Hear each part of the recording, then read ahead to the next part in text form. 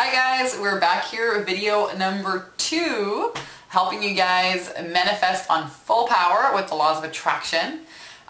Very excited to be sharing this information with you guys.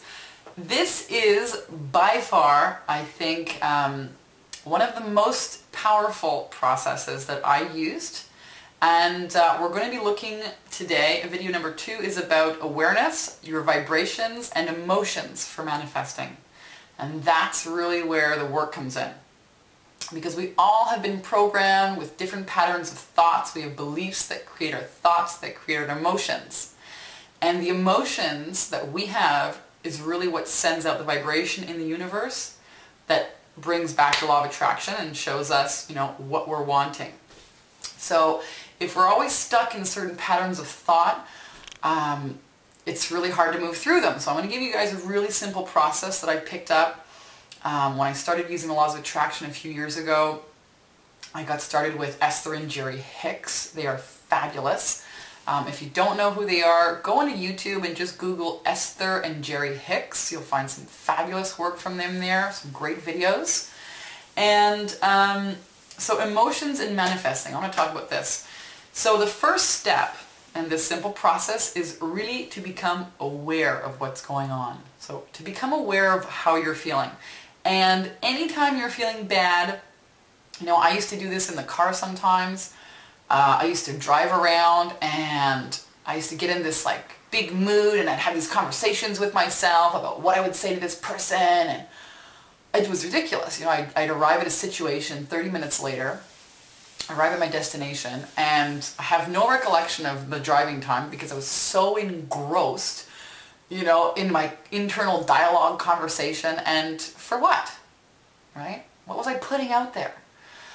So really become aware when you're not feeling good, okay? And to turn this around. So step number 1, taking responsibility for how you feel. Joe Vitale said something great. I was listening to a seminar with him recently. He said, it's not your fault that you're responsible. I thought that was cute. So step number 1, become aware when you're feeling upset, when you're in lower vibrations such as anger, frustration, grief, sadness, doubt, worry. Fear is the big one. Fear is the biggest one. Usually behind frustration, anger, there's lots of fear. So pay attention to that. And step number 2 is to notice that when you're going into these, negative spirals, you're actually feeling worse and worse. So become aware, notice where you're at with it. And then step number 3 is to name it. All right, so if you're feeling angry or frustrated, call it out. Okay, this is anger, this is frustration, this is fear. So what you're doing is you're becoming aware and you're naming it. And then the 4th step is to turn it around. So by becoming aware more and more, you're going to start seeing, okay, I recognize this, I'm not feeling good right now, this is anger, I want to feel instead happy, Maybe you're thinking about money and you're always, you're always connecting, you're always talking about to people, what's happening in your day, the kind of job you have. Cut out the whole complaining thing. That doesn't serve you. You really want to take your power back and shift it. So, maybe it's you're looking and it's summer outside, you're going to have to fit in a bikini really soon and you're freaked right out, and you're feeling down. So you say, instead of feeling upset, I want to feel healthy, I want to feel sexy, I want to feel empowered, I want to feel all of these different things. Okay, so step number 1, become aware and responsible. Number 2, notice when you become triggered. What are these circumstances that get you in this mood? Number 3, name the feeling, name the emotion. And then step number 4 is to turn it around. Okay? What I do want. Because life is always giving you contrast. This is a really interesting concept. It took me a while to get this, but if you can detach from what's happening in your life, and it's hard because it's your life, obviously, you're hardly involved, but if you can detach what's happening from your life and not take it so personally, but to take it as, okay, I'm experiencing this relationship or this job or this uncomfortableness, And now that I've experienced this, I recognize this as contrast, because life is always giving you a new platform to begin and to start over from. So you can take an experience, you can take a situation in your life that you're not happy with and say, okay, I know what this is, I don't like it, I don't want it, this is now what I want. Now that I've experienced this, this is what I want. So step number 1, become aware. Number 2, notice when you become triggered. Number 3, name it. Number 4, turn it around. Use the contrast. And it takes some practice. Okay? So number 5 is a little game I like to play called Wouldn't It Be Nice? So this is something I read in Esther and Jerry Hicks' work. Fabulous little game.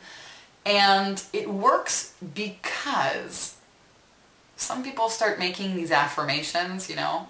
All of a sudden they declare themselves millionaires, right? And, you know, they're a couple $1,000s in debt, so that doesn't work.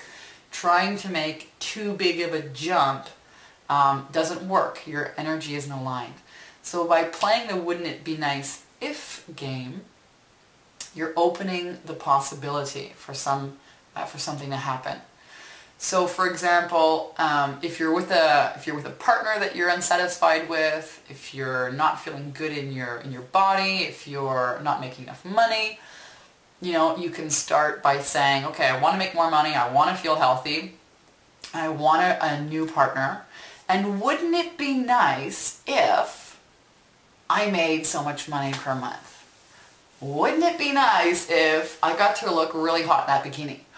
Wouldn't it be so nice if I came home to a clean house, right? Or wouldn't it be nice if I had a partner who is aligned with what I'm trying to create in this world? So start playing the Wouldn't It Be Nice if game. Okay? It helps open up the possibilities, and then you can move up the emotional ladder and start feeling a little bit better in increments. And that's what manifesting is really all about. You know, this is a simple process, it is a powerful process, and it takes practice. Okay? Manifesting is like, you know, learning how to become an athlete. You know, you don't become a runner one day and then your second day, you know, run a marathon. You practice at it. And it's the same thing with manifesting. So it gets easier the more you practice. This is a great process. You can really learn how to utilize your emotions and to get you into better feeling spaces, so that what you put out there vibrationally is a match to what you want. So practice this. It is fabulous. It works. And let me know how you guys do with that. Please send me your comments and or questions if you have any to fullpowergrowth.com. This is video number 2. We'll see you guys on video number 3.